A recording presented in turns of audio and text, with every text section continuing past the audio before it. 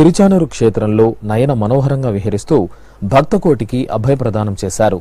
కార్తీక బ్రహ్మోత్సవాలను పురస్కరించుకుని 5వ రోజైన మంగళవారం రాత్రి తిరుచానూరులో శ్రీ పద్మావతి అమ్మవారికి గజవాహన సేవ శోభాయమానంగా జరిగింది. తిరుమల శ్రీవారి నుండి తీసుకొచ్చిన లక్ష్మీ కాసులహారంతో పాటు దగదగాయమానమైన దివ్య తిరువాభరణాలు, సుగంధభరిత పుష్పమాలలతో అమ్మవారిని దేదీప్యమానంగా అలంకరించి గజవాహనంపై వేంచేపు చేశారు.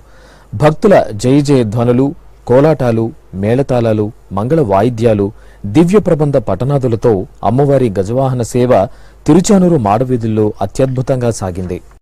ఆదిలక్ష్మీం జగన్మాతరం భావయే ఆద్యంతరహితం అనంతలక్ష్మీం సరాద్యంతరహితం అనంతలక్ష్మీం సరా ఆదిలక్ష్మీం జగన్మాతరం భావయే.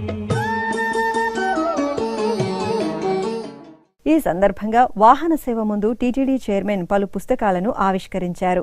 టీటీడీ పురాణ ఇతిహాస ప్రాజెక్ట్ ఆధ్వర్యంలో ఆచార్య శ్రీపాద సుబ్రహ్మణ్యం అనువదించిన మార్కండేయ పురాణం, డాక్టర్ బాబా వలిరావు అనువదించిన లింగ పురాణం, డాక్టర్ డి ప్రభాకర కృష్ణమూర్తి అనువదించిన వామన మహాపురాణాలను ఈ రోజు అమ్మవారి గజవాహన సేవ ముందు టీటీడీ చైర్మన్ భూమన కరుణాకర్ రెడ్డి ఆవిష్కరించారు. తిరుపతిలో